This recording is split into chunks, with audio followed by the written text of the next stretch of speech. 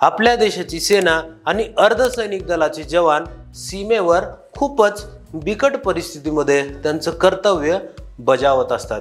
त्यांच्या घरी काही समस्या आली तर त्यांना वेळेवर सुट्टी मिळेल की नाही याची शाश्वती नसते। जवानांच्या याच समस्या लक्षात घेऊन भारतात प्रथमच सैनिक आणि निमलष्करी दलांच्या कुटुंबियांना मोफत कायदेशीर मदत देण्यासाठी नालसा वीर परिवार सहाय्य योजना 2025 नावाचा एक नवीन उपक्रम सुरू करण्यात आला आहे आणि त्याची औपचारिक सुरुवात श्रीनगरमध्ये करण्यात आली आहे। या योजनेचा मुख्य संदेश आहे, तुम्ही सीमेवर देशाची सेवा करा, आम्ही तुमच्या कुटुंबियांची काळजी घेऊ। आजच्या या खास व्हिडिओमध्ये आपण सैन्य आणि निमलष्करी सैनिकांसाठी सुरू करण्यात आलेल्या नालसा वीर परिवार सहाय्य योजनेबद्दल सविस्तर माहिती घेणार आहोत।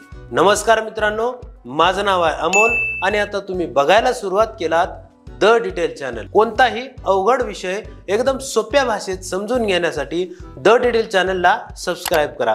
व्हिडिओमध्ये पुढे जाण्या अगोदर नालसा किंवा NLSA म्हणजे नेमकं काय याबद्दल थोडक्यात माहिती घेऊया। NLSA नालसाचा फुल फॉर्म आहे नॅशनल लीगल सर्व्हिसेस ऑथॉरिटी। याला मराठीमध्ये राष्ट्रीय कायदेशीर सेवा प्राधिकरण असं म्हणलं जातं। नालसा ही भारत सरकारने स्थापन केलेली एक लीगल ॲडवाइस देणारी संस्था आहे। लीगल सर्व्हिसेस ऑथॉरिटी ॲक्ट 1987 नुसार या संस्थेची स्थापना करण्यात आली।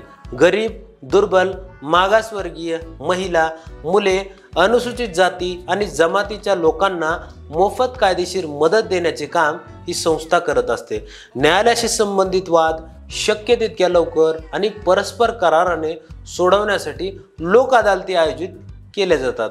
याशिवाय ही संस्था लोकांना त्यांच्या कायदेशीर हक्कांबद्दल माहिती देत असते आणि त्यांना जागृत करते। या संघटनेचे मुख्य उद्दिष्ट खटल्यांची संख्या कमी करणे आणि तडजोडीद्वारे समस्यांचे निराकरण करण्यास प्रोत्साहन देणे हे आहे।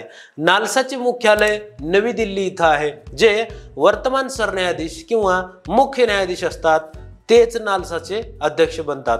आता जवानांसाठी सुरू करण्यात आलेली नालसा वीर परिवार सहाय्य योजनेचा आपल्या देशाच्या जवानांना कसा फायदा होईल, या योजनेचे वैशिष्ट्य काय आहेत, त्याबरोबरच जवानांना मोफत कायदेशीर सल्ला कसा आणि कोणकोणत्या दाव्यांमध्ये घेता येईल याची माहिती घेऊया। ही ऐतिहासिक योजना मागच्या आठवड्यात 26 जुलैला म्हणजेच कारगिल विजय दिवस या दिवशी नालसाचे कार्यकारी अध्यक्ष आणि भारताचे पुढचे सरन्यायाधीश जस्टिस सूर्यकांत यांच्या हस्ते सुरू करण्यात आली। केंद्रीय कायदा मंत्री अर्जुन राम मेघवाल, जम्मू काश्मीरचे उपराज्यपाल मनोज सिन्हा आणि मुख्यमंत्री ओमर अब्दुल्ला हे देखील उद्घाटना दिवशी उपस्थित होते। ऑपरेशन सिंदूर नंतर न्यायमूर्ती सूर्यकांत यांनी सैनिकांना येणाऱ्या अडचणींचे बारकाईने निरीक्षण केलं आणि त्यांना जाणवलं की सैनिकांच्या कुटुंबियांना कायदेशीर मदत मिळाली पाहिजे। न्यायमूर्ती सूर्यकांत म्हणाले, जेव्हा एखादा सैनिक देशाच्या सीमेवर तैनात असतो तेव्हा त्याला असा विश्वास असला पाहिजे की देशाची न्याय व्यवस्था त्याच्या कुटुंबाच्या हक्कांचे रक्षण करेल। या योजनेअंतर्गत सैनिकांच्या कुटुंबियांना मालमत्तेचे वाद, कौटुंबिक वाद, पैशाचे व्यवहार आणि इतर कायदेशीर बाबींमध्ये मोफत कायदेशीर मदत दिली जाईल। DLSA म्हणजेच जिल्हा कायदेशीर सेवा प्राधिकरण हे प्राधिकरण प्रत्येक जिल्ह्याच्या ठिकाणी मोफत कायदेशीर सल्ला देण्याचं काम करते। याच जिल्हा प्राधिकरणामार्फत विशेष शिबिरे आणि हेल्पलाईन सुरू करण्याची योजना आखली आहे, ज्याद्वारे सैनिकांच्या कुटुंबातील सदस्यांना त्वरित आणि प्रभावी मदत दिली जाणार आहे। यानंतर आता या योजनेची मुख्य वैशिष्ट्ये।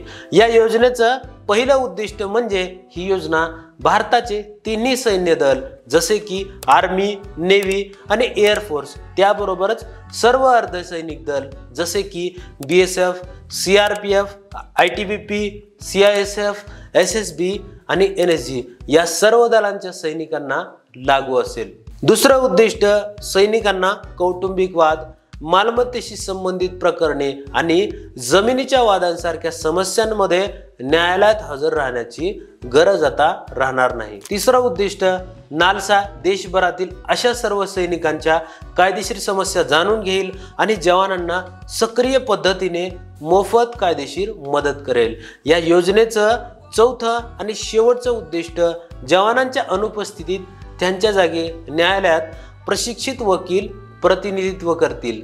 भारतीय लष्कर आणि निमलष्करी दलाचे जवान दुर्गम भागात दीर्घकाळ तैनात असतात, त्यामुळे त्यांना कौटुंबिक कायदेशीर बाबींमध्ये सहभागी होता येत नाही। अनेक वेळा रजा न मिळाल्यामुळे खटल्यांच्या सुनावणीला उपस्थित राहता येत नाही, ज्यामुळे त्यांना कायदेशीर नुकसान सहन करावं लागतं। कोणताही कायदेशीर वाद उद्भवताच संबंधित जिल्हा कायदेशीर सेवा प्राधिकरण किंवा DLSA स्वतः त्याची दखल घेईल आणि सैनिकांच्या कुटुंबाला मदत करेल। ही योजना संपूर्ण देशभरात राबवली जाईल।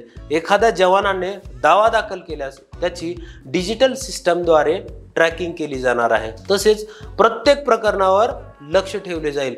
यावर्षी 24 नोव्हेंबर रोजी जेव्हा न्यायमूर्ती सूर्यकांत भारताचे सरन्यायाधीश म्हणून पदभार स्वीकारतील, तेव्हा या योजनेला अधिक व्यापक स्वरूप दिले जाणार आहे।